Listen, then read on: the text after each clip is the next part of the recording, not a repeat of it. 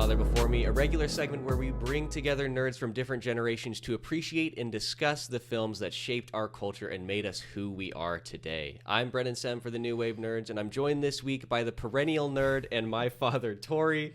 How are you doing today? Excellent. I might have to look up what perennial means just to make sure it's not a dig, but I'll go with it. It may be a slight dig. It basically means everlasting. Okay. So I called you old in a really fancy way. Well, I'll take that. As long as it's everlasting, then I'm okay. Yeah, I thought it fit well. So how does it feel to be back? This is the first My Father Before Me we've done since we took our temporary hiatus back in September of I've last missed year. it. I've missed it. You know, it's a lot of fun forcing you to watch these movies because you have to. Over the years, you know, when you were younger, I'd say, hey, let's watch this movie. No.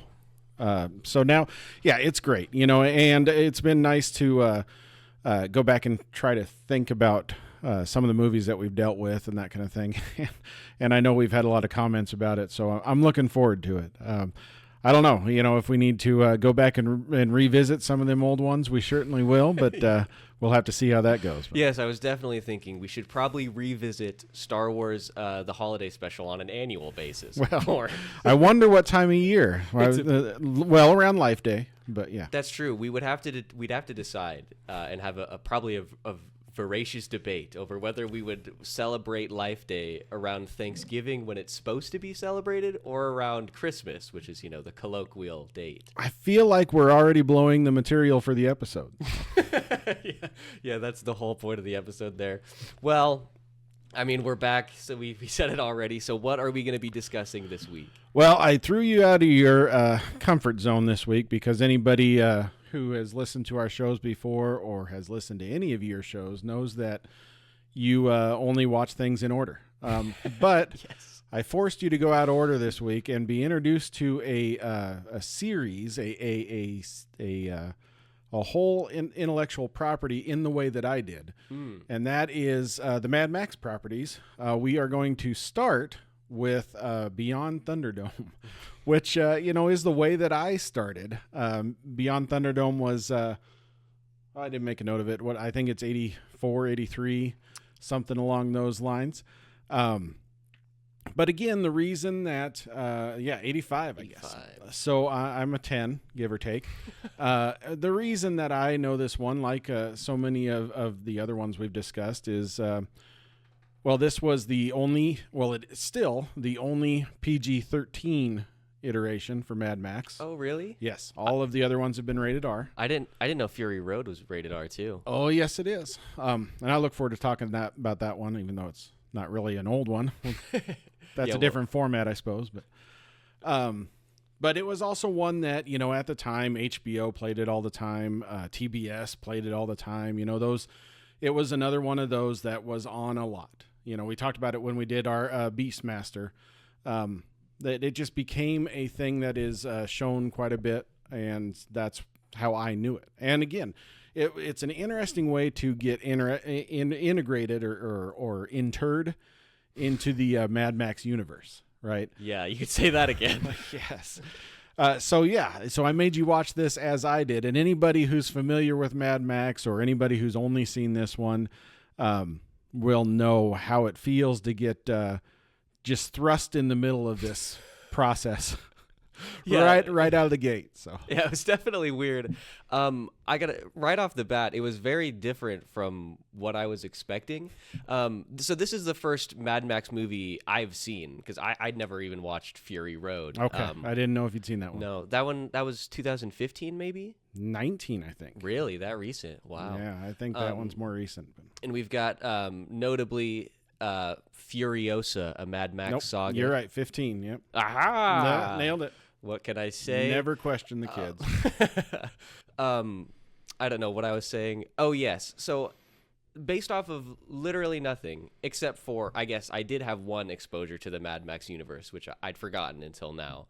I think the same year that Fury Road came out, they made a current, whatever the current gen was at that time, a game, a Mad Max game. Right. I think I played it on PS4, and I really liked it. And so based off of nothing but that game, I came into this sort of assuming that it was like I guess like Fast and Furious, but like post-apocalyptic. Well, and if you know anything, like you say, it's Fury Road's been out since 2015, so it's not spoiling a lot to say that Fury Road is a 2-hour car chase in a way. I mean, obviously there's some breaks and that sort of thing, but it is that intense, right? And of course, it's based off of Mad Max, who was the road warrior, and stuff. So, I mean, I can see where you would come to that impression. Now, Beyond Thunderdome is a part of the Mad Max history, I guess you'd say, where, they've really gone past the cars. Now, but again, Fury Road, they come back to them. It's kind of an interesting interstitial there that you're dealing with Beyond Thunderdome. Now, what I've read, I think it said it in one of the IMDb trivias, and I heard it in some other podcasts, is it's actually just one of those things where it was somebody who's playing in a Lord of the Flies type movie, which, the second half of the movie, sure, you see where that comes from. And George Miller just kind of said, well, what if it was Max that met him? So that's where they kind of went with it. And I think that I also heard that he had to kind of convince Mel Gibson. Now, Mel Gibson, one of these days, I don't know if I'd call it a My Father Before Me specifically, but we've got to talk the Lethal Weapon movies. I mean, they started a whole genre of buddy cops, and that's how I know Mel Gibson. From those, and I mean, he was in so many movies, and then he had his little thing that happened, and stuff, which is partially, I believe, part of the reason he's not in Fury Road. But so I mean, this was he had to be convinced to come back for this one, and of course, but I think that Mad Max is like where he got his start, right, or at least where he really kind of hit. He's a Mad Max, of course, and I know we kind of concentrate on the official on the movie we're talking about, but to talk about the first couple a little bit, they were extremely low budget Australian films, and I think they call them Ausploitation because there's a whole series of films that are just rough and cheap. I want to explore that genre so bad now. That's so funny. I can't say that I've ever even seen any other Ausploitation film, but I'll do some research and I'll come back. But they were George Miller was the director, creator, all those things. Visionary behind Happy Feet. Oh, yes. Really? And Babe. Oh. Yes. Man, we got quite a filmography here. Yes. So he was I think he was an ER doctor. He had just finished his residency as a doctor. So his vision for Mad Max was when you start seeing all that death and all the car accidents and all the things in an ER, you start to lose a little bit of your connection, right? And that was what he wanted to go off of. That's what he wanted to create, this world where we've got a character who's just, keeps going through the ringer and just loses it all, and loses his concept of good and bad and all things, right? And that's how the movies are kind of laid out or planned in a way. Fury Road was supposed to be kind of a culmination of that, but, if we do an episode on that, we'll talk about that one more. But, that was what he was going for with the Mad Max original trilogy. And of course, like I said, Mel Gibson, young actor. I don't think he was born in Australia. I think I heard he moved there when he was 12 or something. So he's an Australian actor, but an American Australian, whatever, but it was just a bunch of, I know in the original movie, there are a bunch of extras who are just bikers they grabbed off the road and paid them in beer, that kind of thing. So I'm looking forward to you watching those. It's too bad we didn't have time to do those too. But like I say, I wanted to get your take on getting introduced to this because to me, now Road Warrior, the Mad Max 2 before this one kind of introduced a little bit of that, the iconography, the set design, the S&M outfits, the weird looking things, the leather straps and that kind of thing.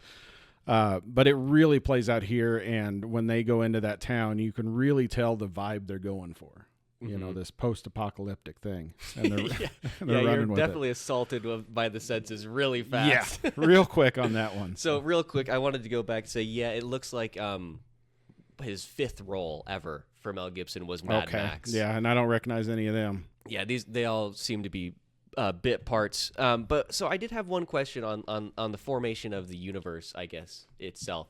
I don't know if this is something that gets explained in the first one, but I was sort of operating under the assumption that whatever event that had brought about this apocalypse was like way in the past. You know, typically post-apocalyptic, you're thinking like 50, 100 years at least in the past. But then as we progress further in the film, and we see the majesty and beauty that is Tina Turner, she says in the beginning time, or in the before time, she was nothing. So how far back, like when did the world start to end? Okay, so the first movie, and like I said, I know we normally concentrate on the one I made you watch, but you're gonna want to go see these pretty quick. They're nice and short. So well, I'm gonna have to. We did start with the third one. I'm gonna have to go watch it first too. The first movie says a few years from now. Okay. In their opening crawl. You know how they always do that kind of thing because they want to be a little bit ahead of time. Now, of course, it was shot in 79, I think, or something like that, or released in 79. It's an old one, right? Now, what I've heard, and the timeline's pretty muddy, and George Miller has been pretty muddy about it because... Wow, sorry, I don't mean to interrupt, but I just realized this is the year after Superman the movie. Yes. The first one. Anyways. Well, it's a whole nother country, and the Australian dollar's a lot different. Let's just put it that way.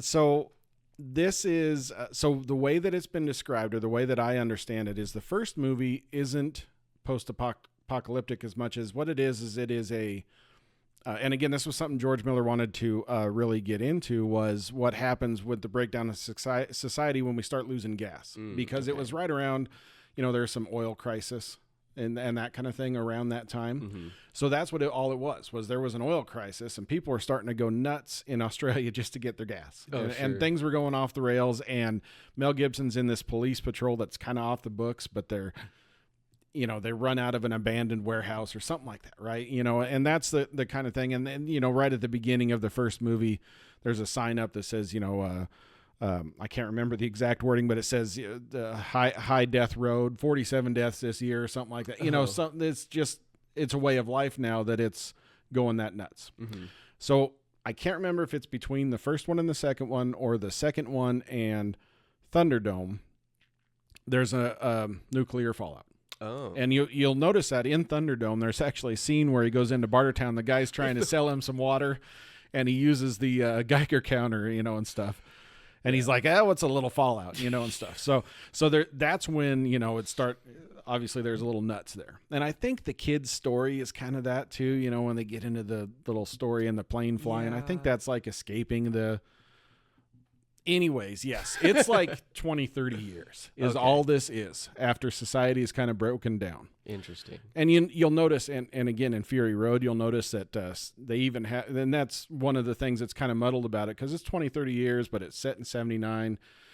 But then in Fury Road, they have armor, they're wearing the crazy armor, and they've got like parts of a Nokia cell phone on there. So obviously that was set after cell phones were around too, right? So I mean, they're being fast and loose with that. They're not really worried about it, right?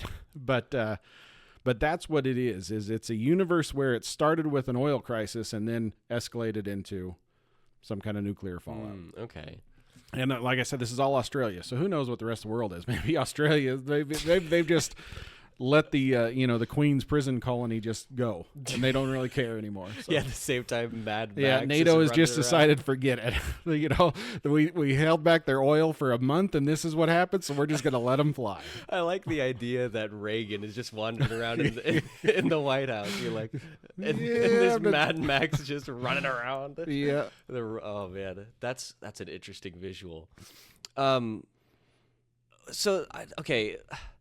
It's so weird to me that the amount of time is so little, and yet like all of society has changed in this drastic way, and it doesn't hold on to any vestiges of a normal society. Well, I don't know how much of you never watched Walking Dead.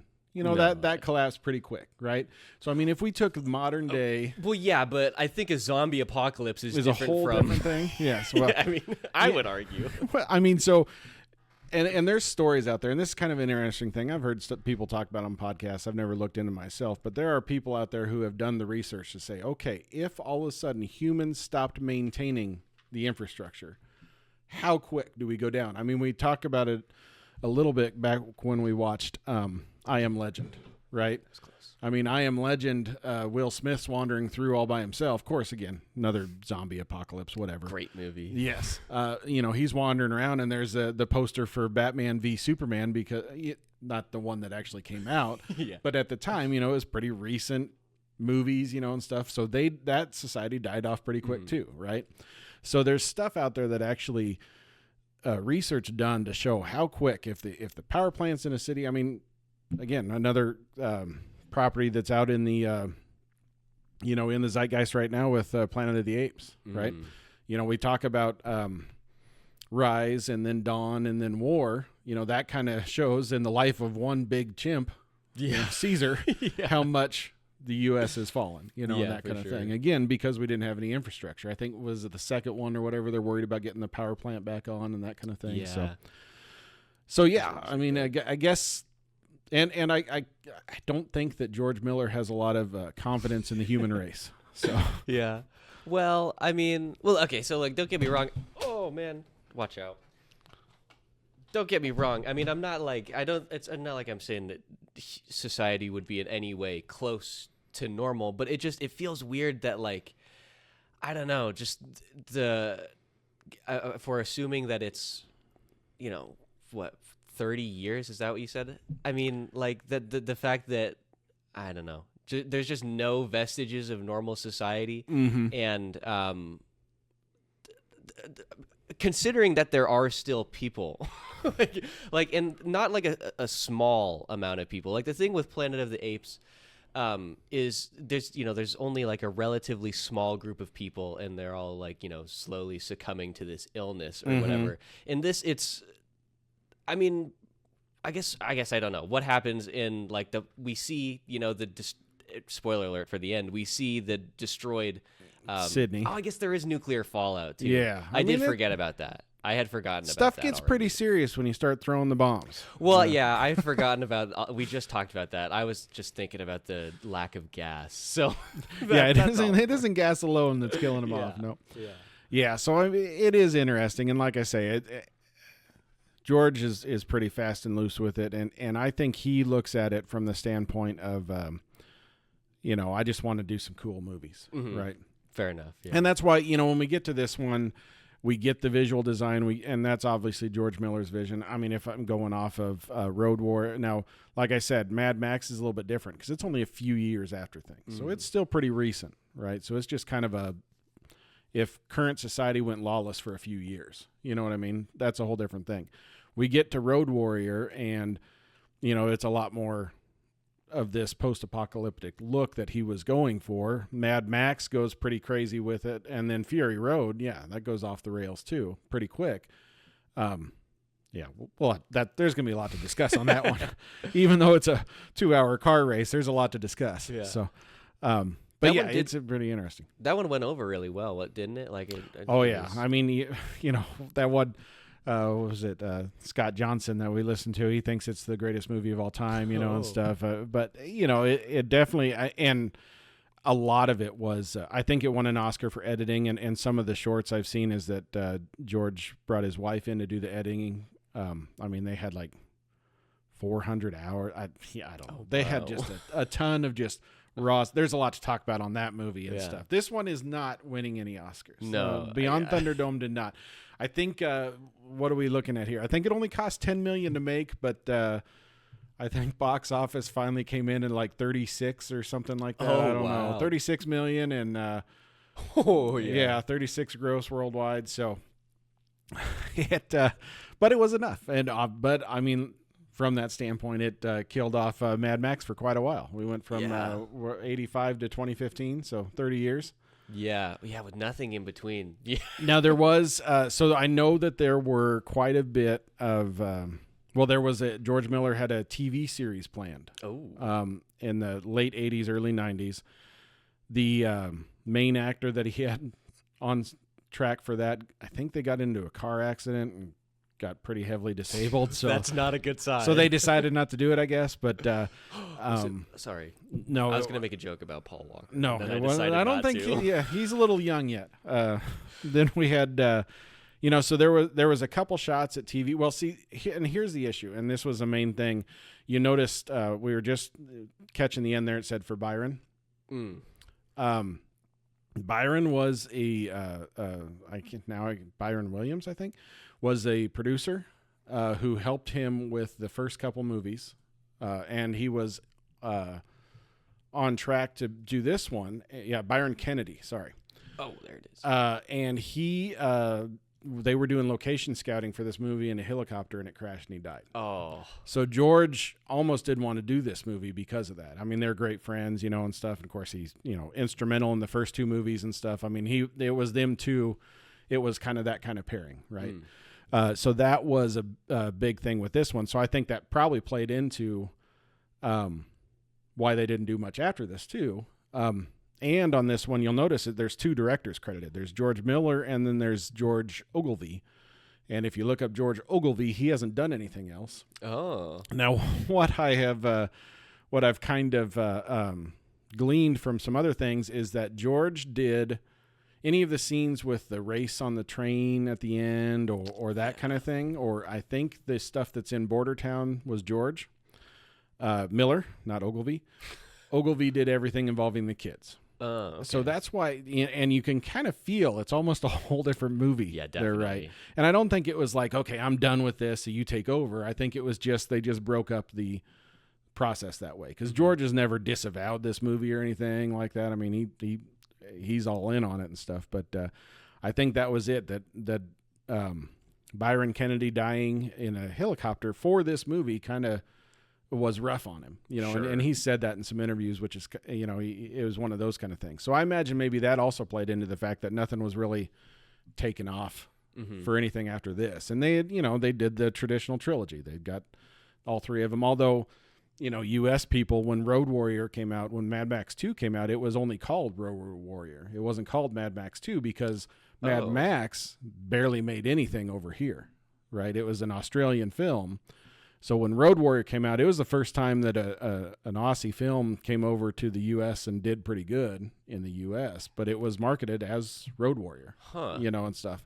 And I think it's actually, if you look at South Park, I think one of the kids had a Road Warrior poster where it's a guy on the road standing with a dog, or something like that. But it's kind of it's a iconic poster or something, I guess. Maybe just because it was on South Park. But I remember seeing that. But yeah, that's weird because that's one of the few cases where the sequel does much better than the original. I mean, over here it definitely did, and I think that Mad Max, the first one, kind of. I mean, it got it became a cult classic enough that they made the second one, and like I said, it made it over here. So I don't know how much the original Mad Max made over here. Of course, we're talking, 79, 80s. There wasn't even go down to the video store and rent a video, right? At that point, it was the dark ages. Yeah, I know. What were you going to do? So, I mean, when Beyond Thunderdome came out, that was just about the start. I mean, at that point, VCRs and going and renting videos were still kind of an expensive thing, and not a lot of people did it. It wasn't home video time just yet. Mm-hmm. So even then, and when you watch the first two, you're going to notice, well, I'll just tell you, Bruce Spence is in both movies. Oh. He's the guy flying the thing. Yeah. Completely different character, but in both things, he flies something. So there's this weird thing where George just kind of liked him. Or really something, and then he went for it. And another thing is, in the first movie, Toe Cutter is the main bad guy. That actor is Immortum Joe, the main bad guy in Fury Road. Oh. But they're not the same character. It's just he brings in the actors to be different characters because he likes them, I guess. I don't know. He likes who he likes, I guess. So. Yeah. So, I mean, even that's what I'm saying. So even then we didn't necessarily have the video market where people would go out and even watch the first couple before they went to go see this one in the theaters, and that kind of thing. So it's kind of interesting. But when you think about making movies at that time, they didn't have to worry about nerds on a podcast talking about continuity at all, So yeah. But yeah, and again, that's probably why the timeline's a little muddled too. But yeah, I mean, that makes sense. Yeah, a different era for sure. So I do actually, we should probably, I guess, talk about, this movie, Mad Max Beyond Thunderdome. Do you want to talk about the plot first, or do you want to go through the cast list? Well, the plot is interesting. No, the plot is 2 movies. No, so I mean, the way that it starts out, you've got Max, and again, if you're coming from the first 2 movies, he's driving around in his cool car, and stuff. But here, it's gone to the point where his car's getting pulled by camels, and stuff. But right off the bat, he's just beat off the thing, and they've stolen it, So he's on his own, right? So I don't know if there's the Machiavellian story about that, or the some kind of a hero's journey there, but I don't know. Heroes kind of masses. But yeah, I mean that's this movie, and I think a lot of the Mad Max movies are in a way where Mad Max is there, but he may not even be as much. This is probably the movie where he's the main focus. A lot of times it's just these are things that happen. And we're just going through it with Max, for sure, and stuff. But yeah, so I mean, it starts out with him having to go to Bartertown, which is great, and meeting our iconic villain, our Tina Turner, yes, right? Who just died last year, I guess. Yeah, in May, I want to say. I was working at Nantucket at the time. Yes, which. Sorry, go ahead. You first. I didn't even realize it until recently when I was listening to some other podcasts and they were putting in clips of her music. And one of the "We Don't Even Need a Hero." Yeah, she actually says "Beyond the Thunderdome" in it, and I had never really known that, and stuff. So yeah, I mean, it's obviously iconic. But yeah, well, her performance. I mean, granted, she's not an actor, so I'm not expecting anything groundbreaking. But her line reads definitely did heavily. Do you remember that episode of It's Always Sunny in Philadelphia where I think they're in an interrogation room or something, and Dia's she's talking about how she can do impressions. They're like, give me anybody. Yeah. And somebody says Barack Obama, and she goes, I can't do that. He's a black man and I'm a white woman. And Dennis goes, well, you don't think I can do a black woman? And he goes, oh, let me just pull up the clip. Oh, it's so good. Well, she definitely, and this is something that I think is a staple of some of these Mad Max movies, is sometimes the villain is more interesting than Max himself or the other characters. Oh, impressions are fantastic. Whoa. Hey, God. So you keep That's talking. noisy. It's one of those things where the villains are more exciting than Max, right? Yeah, definitely. And I think that... yeah, I mean, she steals. I think she kind of steals the show a little bit. I mean, she's obviously just chewing up the scenery and being herself, being a crazy rock star lady. But yeah, she's a very compelling personality. Yes. And I don't know if she kicked off the trend for shoulder pads or not, but she definitely took them to extremes. Yeah, she pulled them off. Yes. Yeah, her costume, and man, the costume design in this all around is very weird. But I noticed it probably most heavily at the end when quite unexpectedly Tina Turner's driving I don't know, some open top vehicle, and her whole wig is pushed back. Well, her wig is, yes, I think one of the trivia notes on there says that she had to shave her head for the wig, which she was all for. So, good she for was her. pretty excited, I guess. At least she's not a diva. That's right. This is this here, all of her lines sounded exactly like this. Do Obama. Obama? Well, I can't do that. Why not? Yeah, why can't you do Obama? Because he's a black man and I'm a white woman. Can you give me a white woman? You think I can't do a black woman? I mean, No. okay, name one. CCH Pounder. Who's that? CCH, yeah, the actress from The Shield. Love that show. Okay, yeah, no, I can do that. Yeah, let's see. God damn it, bitch! What other errands do you have us running for the DA? Oh, Yeah. That was exactly what she sounded like every time. It was crazy. She definitely, yeah, she gets in there and she's chewing up the scenery. But and she was obviously, I mean, she's Well, on the poster, yeah, she's right underneath the title there and stuff. So, Yeah, I didn't really look too closely at the title. So when she showed up on the screen, I was very surprised. I was like, Tina Turner, what's going on?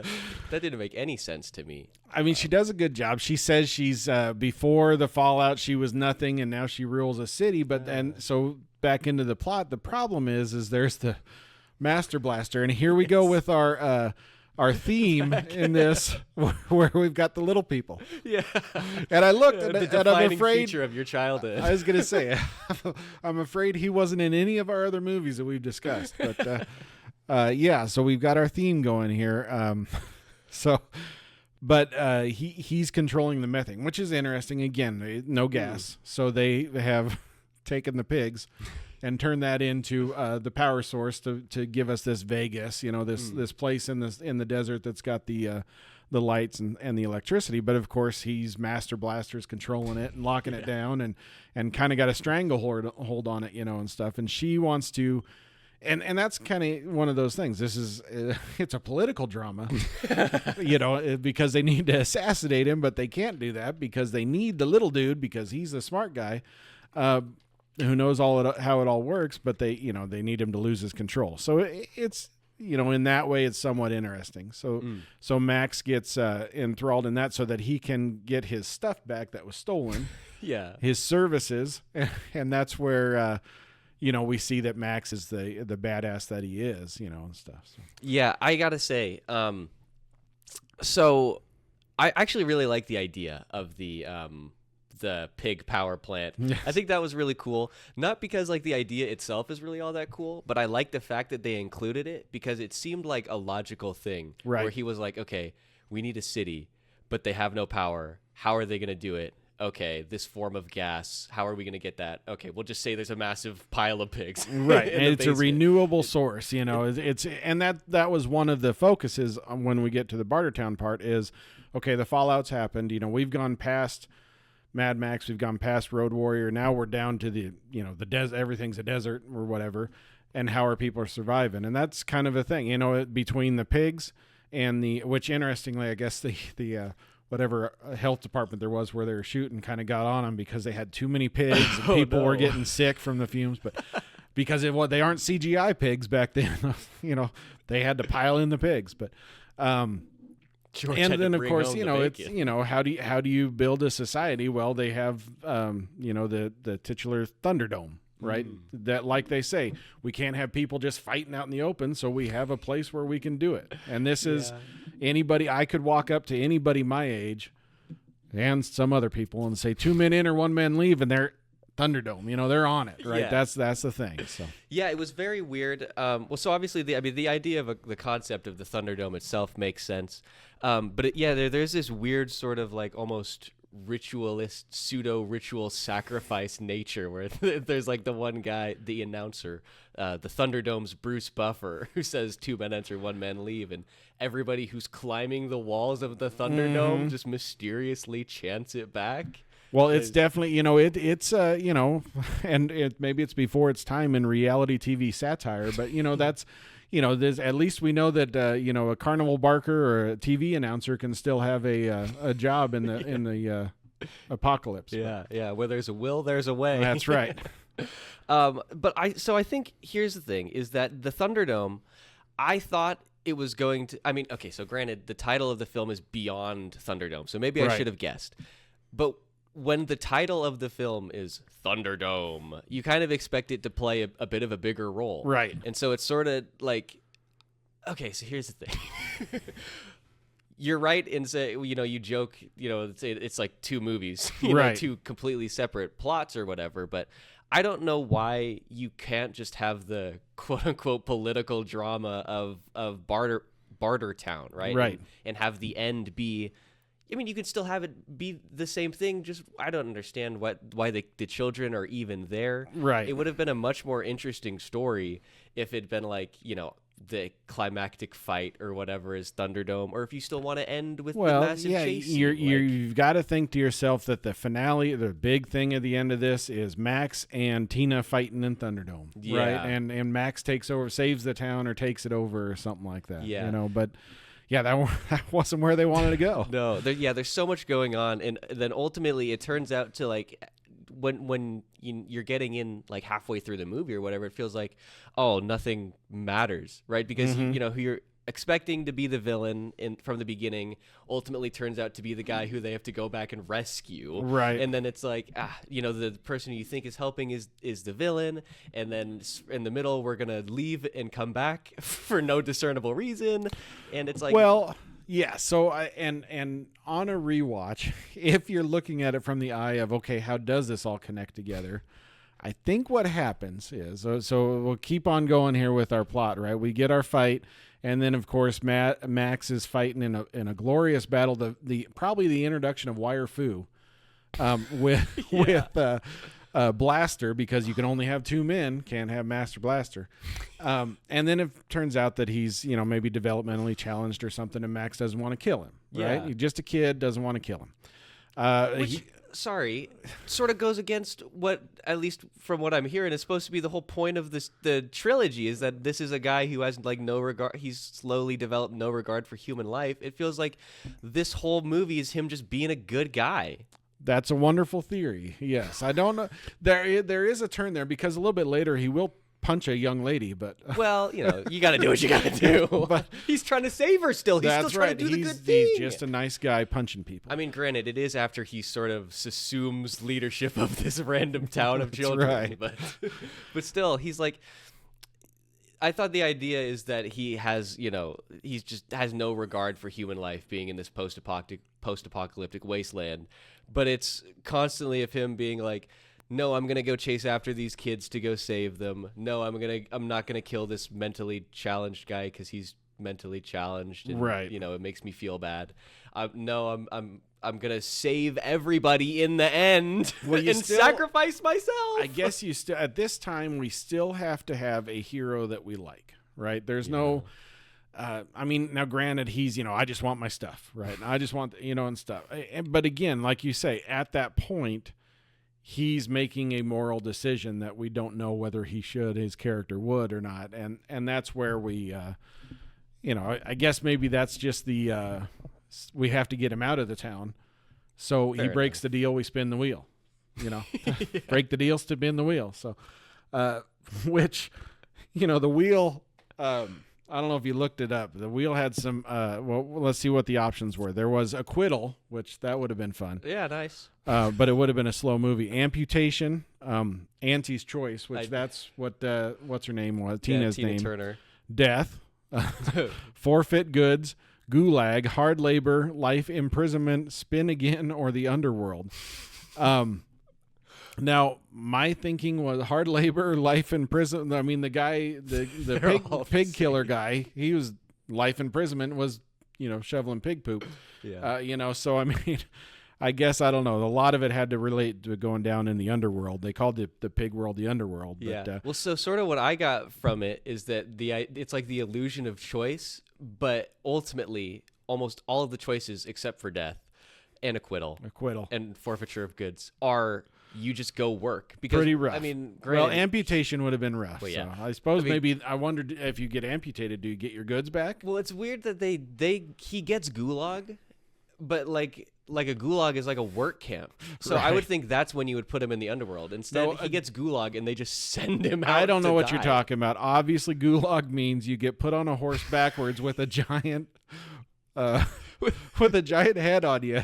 I don't know. For no reason. Yes, Yeah. and then you get sent off into the desert. So Yeah. obviously they know gulag is, you know, and again, here's a society that 20 years out doesn't know what gulag is. They just knew it was a bad word. It was a bad thing. So let's just make it up. Well, yeah, but I don't. Why wouldn't you use exile if you're sending him out? Well, exile is you just push them out the door. Gulag is you put them on a horse backwards and put a big thing on their head. Obviously. I really want to get that helmet though, like the exact state of disrepair, Yes. just to like hang it like right there. I think that would look great. Well, you know, you'll have to work on your woodworking skills and just make one. But. Is that the only horse? Because I noticed it was, I don't know why I noticed this and why it stood out to me, but he's riding, you know, when they send him out to Gulag, it's a horse. Right. But, you know, when he's riding into town or when he gets his stuff stolen, they're camels. And I think, you know, there's a whole bunch of camels. There's a whole camel dealer at one point. So is this the only Guess horse? they gave up on their only horse, maybe. Well, Gulag, if you know anything about Gulag, it is riding stuck on a horse backwards. Not a camel. That's a different thing. I forgot the etymology. My right, bad. obviously. Oh, man. Well, if we're going to try to ascribe for no reason, but we just want to, I guess, ascribe reason to it, I guess, you know, horses, if we're operating off the assumption that we're in a desert wasteland, horses don't retain water quite as well as camels, so maybe they just need an excuse to get rid of them. And maybe that's the point. Maybe that is we're sure he's going to die if he doesn't have a camel, you know. Oh, yeah, that's you true. know, and when we get to and this again is another childhood fear, basically quicksand, right?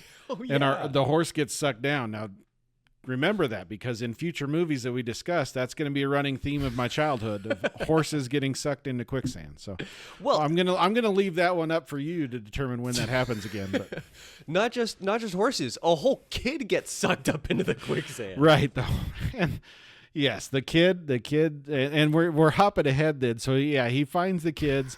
And he tries to get them to stay, but then of course they think that because he's there, he's this prophesized whatever. And again, Yes. He's the Lisan al-Gaib yeah, of this desert. there's some confusion out there as to, you know, what the timeline is for these kids, because they feel like they kind of know some stuff and they don't. And I think it's either in deleted scenes or something like that, it's actually said that the kid who gets sucked down is the main girl's son. Oh. Which means these kids are having kids. Oh. So there's a thing going on there, you know, and stuff, which makes it, you know, babies having babies. It's terrible in society, but Sorry, it is true, but just the way that you said that was very funny. right. Babies having babies. It's a horrible bad. thing. I don't know what's wrong with our society. Although I did look it up, because she looks familiar. She needs context. The main girl, Savannah Nix Savannah, or whatever. yeah. So I looked her up. Has she been in anything? I didn't recognize her. Not a single thing. She Okay. just has one of those faces, I guess. Yeah. But I did find out that I can't find her now. I did find out, however, that the actress would have been 23 at time of the filming. So it makes sense that she could have a kid. Yeah, but then again, in Fury Road, Tom Hardy's supposed to be an old Mel Gibson. So there you go. Oh, I he don't is? think George Miller cares about. I didn't know that Spoiler it was the alert, same. but yes. No, I don't think that George Miller believes in ageism. I don't know. So, but yes,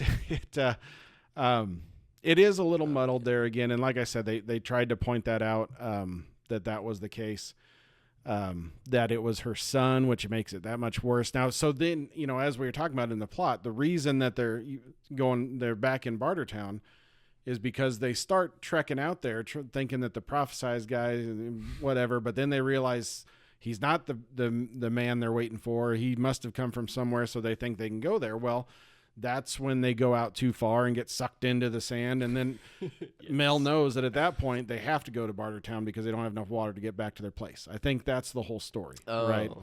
So that's why they get back to the place. Now, why he decides to save Master and Pig Killer and get Yeah. the train, and he basically blows up Bartertown when they're flying out of there. How many people does he kill? Yeah. Yeah. I don't know why it becomes that, except for the fact that George Miller was thinking Fury Road and wanted a chase scene. Well, okay, so yeah.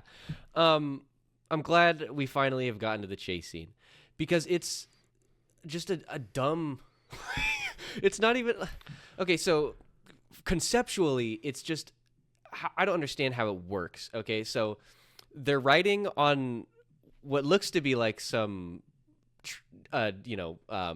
transitioned old Ford, right? That they've adapted to be some sort of rail car. And somehow they get out from the underworld, which is where they find the car, and somehow blast up through to the desert. Like, I don't understand. And then the rails just go nowhere? Well, you know, it's the fallout, so we don't know how it looked before the bombs dropped. It could have been, I don't know. It's just like conceptually, like I understand, like if the goal is to make it have this cool, chase scene, you could, I mean, have it be the exact same thing and just take away the rail tracks and have it make any form of sense. And you got to, again, we can Monday morning quarterback it a little bit, but if you're talking about, if your goal is to have a chase scene between Max and Bartertown, have it be that the kids get captured by somebody at Bartertown, and now they know there's an oasis out here, right? Because the kids are living in this cool oasis. Max doesn't want to leave. Mm-hmm. It's water. It's got plant life. It's got all kinds of stuff, right? So have them want to come over and try to take it over, and the kids have to escape, and that causes your chase scene or something like that, right? You could write this a little bit different and just to get to that if that's really what you want to do, right? Mm-hmm. So it's not necessarily the tightest story. It feels like, but again, but they didn't even go back to Thunderdome. I mean, they came back, but then they went beyond it and train, I guess. I don't know. Yeah, it doesn't make any sense. I mean, like, so if I would understand, like, having Thunderdome be, like, just for the first 20 minutes or whatever. Right. If the Thunderdome itself was, like, the focus of, say, like, the movie immediately preceding this, and then have it go beyond. If the town was named Thunderdome. Yeah, or something like that. But I guess Beyond Bartertown isn't as exciting. So. I don't know. It sounds pretty cool. I just think, like, honestly, this movie could have been, I mean, the story honestly would have been pretty good if it hadn't been for the inclusion of these kids, which it just doesn't make any sense. Well, and I heard somebody on another podcast say, we're talking 85. This is Ewoks, right? We've got a PG-13 Mad Max. They didn't have any specific ideas. At the time, I guess George didn't think he could do just a chase movie like he does in Fury Road. So they're coming in here and they are just thinking, you could get a cynical mind around it and say, well, this is the studio just wanting some kind of kid movie, right? Trying to get the younger generation to know who Mad Max is. Sure. If you think about it that way, that might be what they're going for there. Again, if you're thinking about, and like I said, when we get to Fury Road, we'll talk about it, but the story is, Max going mad and then having to get some kind of humanity because he sacrifices himself at the end to save the kids, right?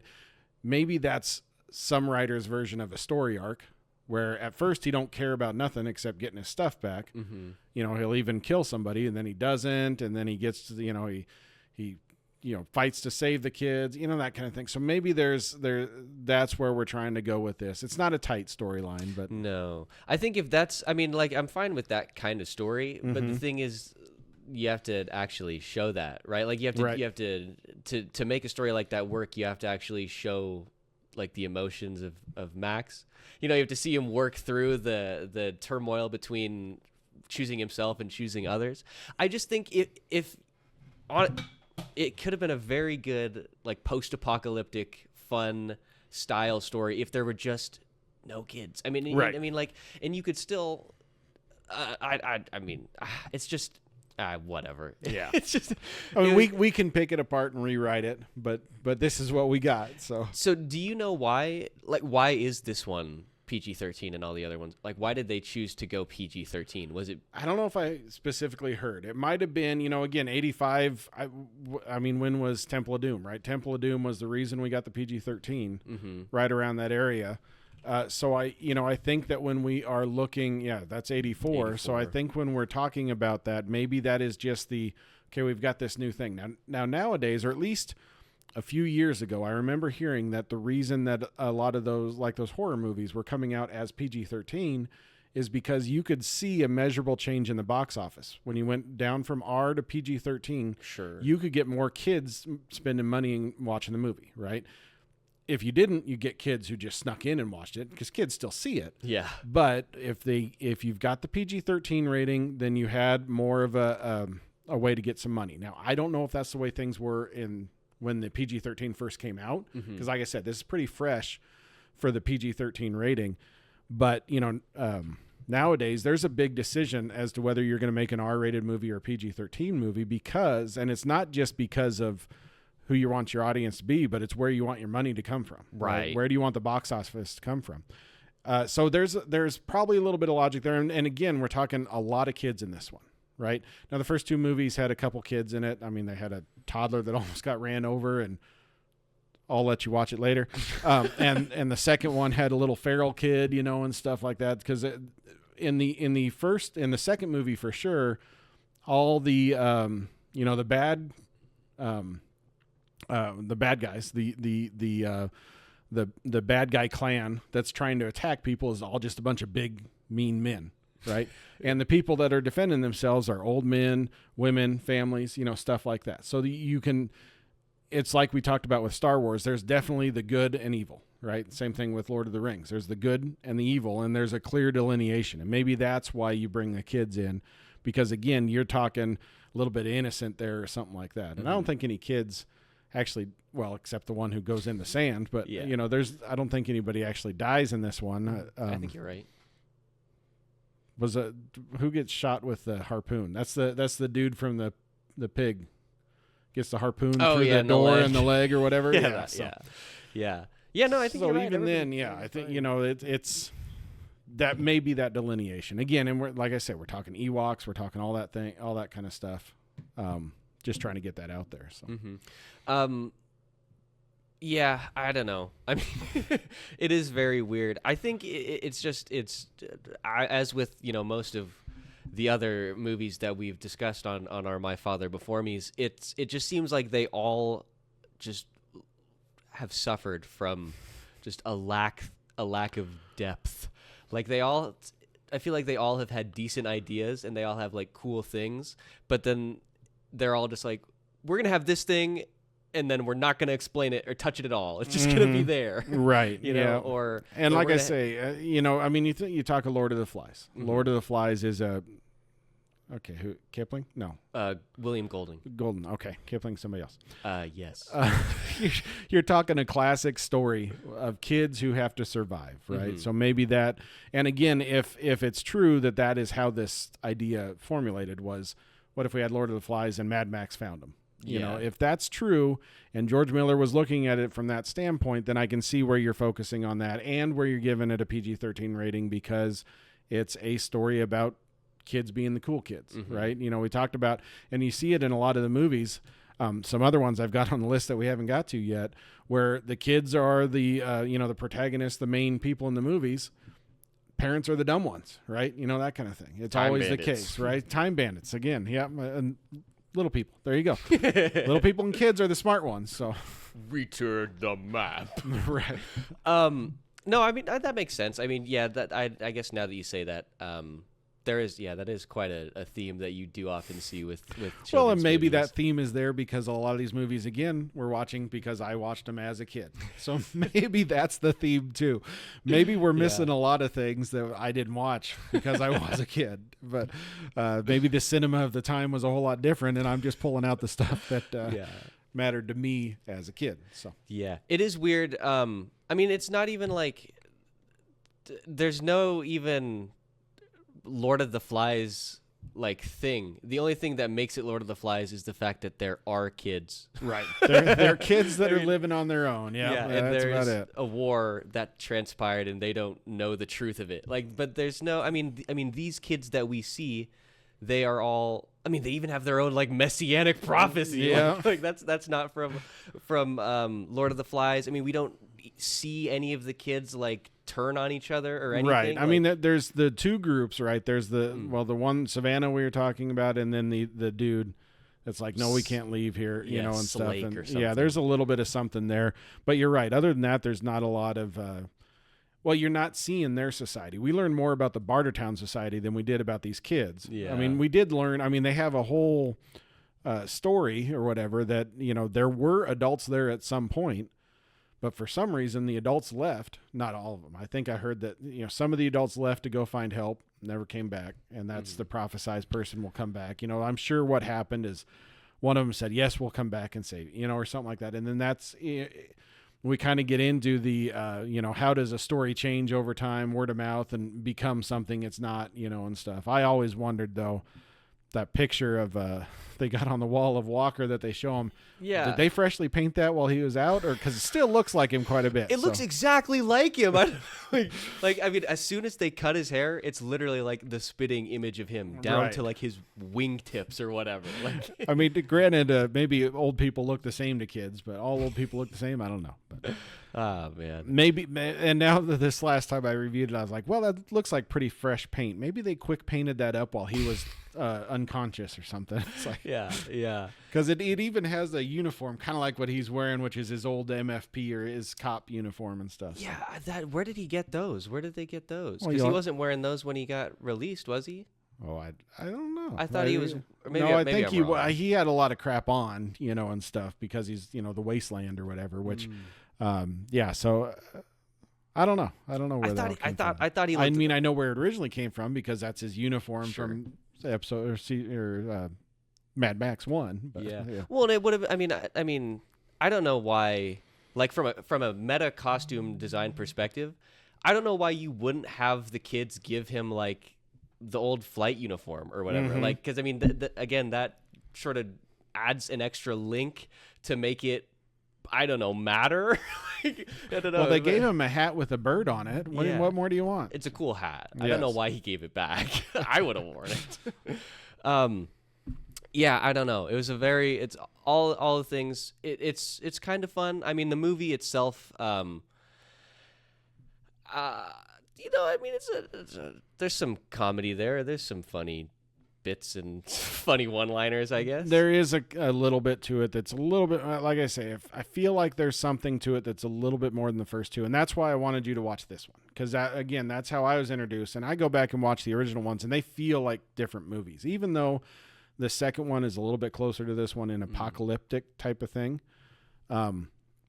Maybe maybe it's a little bit closer to this one than I recall, because I haven't rewatched both of them, the original ones recently, but they feel like different movies. Like I said, the first one borders on a horror movie in a way, because like I said, George Miller's writing this story about a guy who's seen too much and is losing it, and stuff, from his experience with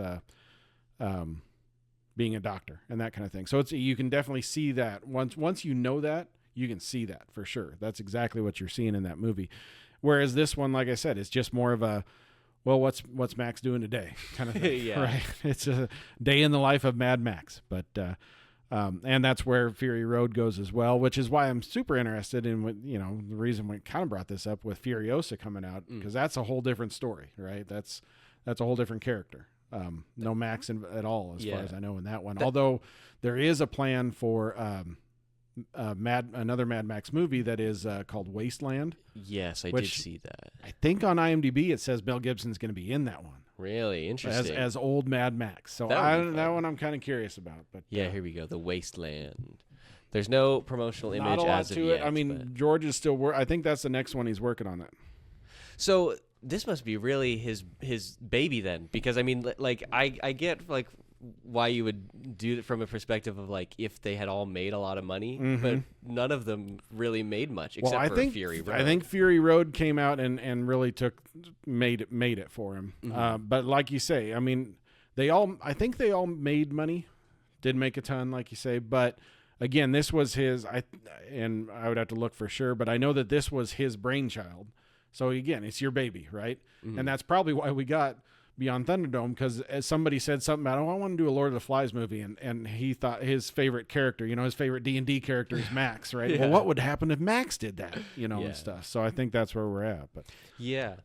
So yeah, on Furiosa, is that that's a prequel, isn't it? Yes, it's a prequel of Charlize Theron's character in Fury Road. Ah, okay. So we meet her, and of course she's a dynamic character. She's the main character of Fury Road, even though Max is in it. And like I said, I think that we got enough to talk about Fury Road. We'll just call that we'll do another episode on that one. But yeah, I think that was you're pulling it up. We've got all the stuff there. So. Yeah, I didn't realize it yet. Kind of honestly swept. It has 6 wins. What do we have? Film editing, costume design, makeup and hairstyling, sound mixing, sound editing, nominee for visual effects and the winner in production design. Now, and there's 2 versions that he released. He released his color version, and then he released a black and white. Oh, that sounds cool. Yeah, black and white. I've heard. I don't think I haven't seen the black and white, but I think the and it again, it's interesting what he did with it. There's a lot to talk about there, but it's definitely yeah. I mean, it's out there. It's what did it lose to? Spotlight. Yeah, Spotlight, which I've actually never heard of. Oh, you never heard? Oh, okay, that was that the year that they read the wrong name, or there was one year at the Oscars where the guy at the end read the wrong name and said, "No, it's Spotlight." Oh, really? That's funny. I can't remember what it was, but Big Short's pretty good too. You should watch that one. But yeah, I've heard that. Obviously, The Martian's good. The Revenant. I mean, these are pretty decent obviously, movies. well, they're best motion picture of the year. They should be good. Well, yeah, but you say that, and then we look at like 2022. Well, yeah, or some there's of the the other, artsy like, fartsy ones. I mean, apart from Dune, come on, like almost these aren't great. Yeah, Never even heard of Coda, which won that beat year. Dune. I don't think so. Maybe wait, was Martian in both of those years? Sorry, I was just trying to see if I guess I didn't even need to look at that because I knew what it got nominated for already. Oh, that's what I was going to look at. I was wondering. Director is what I wanted to see. Yes. Who did George Miller lose against? Did he get nominated? Oh, The Revenant. The Revenant. Yeah, I mean, Revenant was a. Had you seen that one? I do remember that. Yeah. That was a good. I did like that movie. I actually read the book. Obviously, very different. Yeah. I remember Matt Damon ate Jell-O heart for the filming of this movie. Not Matt Damon. The other one. Just shoot. DiCaprio. Leonardo. Yes. The other one. Yes. Yeah. They don't even really look that much alike. Oh, and there's our connection. There's Tom Hardy. So there perfect. you go. Brings it all around. We did this on purpose, obviously. Yes, it was. This is all scripted. Yeah. So, final thoughts on Mad Max Beyond Thunderdome. What's your final thoughts? Yeah. That's probably about all. I mean, it was all right. I mean, I think it's worth watching it, I guess, because based off of what it sounds like, this is the one that solidified the aesthetic that we see in Fury Road and Furiosa and stuff. So for that reason, I guess it's worth watching. Apart from that, not really. I mean, it's a fun watch. It's definitely a popcorn style flick. So if you've got an hour 45 to waste. It's an 85. It's a movie made in 1985. Yeah. No. It. Like I said, the reason that I make you watch it. So here's the deal. If you talk to the right people, they'll say Mad Max was something that kicked off a whole genre, right? So it's that kind of thing. Again, we've talked about it before. These are things that these are movies that started something or influenced things or that kind of thing. And there's definitely something to it. If you look at some lower budget, more recent post-apocalyptic, you're seeing this vision, right? You're seeing if you watch Waterworld, it's Mad Max on boats, right? And that kind of thing. So because they're getting that visual style, right? Of what a post-apocalyptic world would look like. And this kind of kicked it off a little bit. Like I said, I would maybe Road Warrior should be more credited to that than this because it really starts that style off. But you think about, Fury Road getting nominated for everything. And of course, Furiosa coming. It's important to get into these Mad Max movies if you're any kind of geek nerd that we want to be. I think it's important to know those. And like I said, it's just kind of fun to make you get introduced the way that I did, because it is an interesting way to get introduced to this, because it's when you go back and watch the first one for sure, you're going to, what's the through line on this? What the hell? What am I watching here? This isn't Mad Max, and stuff, but, it's pretty interesting. So, like I say, it's again, as we've said with all these movies that we're covering, in this segment, that it is, it's a movie from my youth that obviously I've thought about it. There was we talk about at work how I entertain myself. I'd be sitting in meetings and there'd be a disagreement, and the first thing we'd all shout is Thunderdome. So I mean, it's a thing. It's out there. So it's I think it's worth a viewing, especially if you enjoyed Fury Road. It's worth it to watch this one and see what's going on, and see where it came from a little bit, and appreciate where it went to, because Fury Road is just such a better movie. Yeah. But for obvious reasons. But again, we talk about the sci-fi. We'll get into Fury Road, but even the technical aspects of it, and yet he still did so much practical. You're right. So we'll talk about that with Fury Road. But again, you can see where this director is going with this, and I feel like you can see it's his baby. Mm-hmm. And it's kind of fun to see a director's brainchild, and that kind of thing. So. Yeah, I think it's fun to watch. Definitely after listening to you talk about it, it seems that they are certainly a cultural touchstone that I'm glad that I've it's been not introduced Star to. Wars, but it is a touchstone. Yes. Yeah, a cult classic. Yes, a cult classic. So yes, I will probably be going back and seeing all of the other ones. I'm excited to watch Fury Road. I've heard a lot of good things. Well, we got till what, the 24th? Notably, yep, Furiosa, a Mad Max saga, will be in theaters May 24th, starring Anya Taylor-Joy and Chris Hemsworth. They have definitely been making the PR rounds. I've seen a lot of work there. Anya Taylor-Joy, as always, wearing the most ridiculous dress she can find. I think I just saw one posted recently. She's got like spikes with balls hanging out of her head or something. It's ridiculous. Hey, you know what? She's trying to fit into she's trying to bring back call back Tina Turner. Right? Yes, she's got the big shoulders. Of course. I went right over my head. But yes, so let's see. That's where we're going to end it. We'll presumably, more than likely, be doing a review of Mad Max Fury Saga as we get closer to the release date of Furiosa. So stick tuned, stay around for that. Make sure that you like and subscribe for more content. We have no live stream coming up tonight because, it's grad season, so we've got some extenuating factors there. But we will be back next Monday with one of our regular news segments, and we will see you guys then.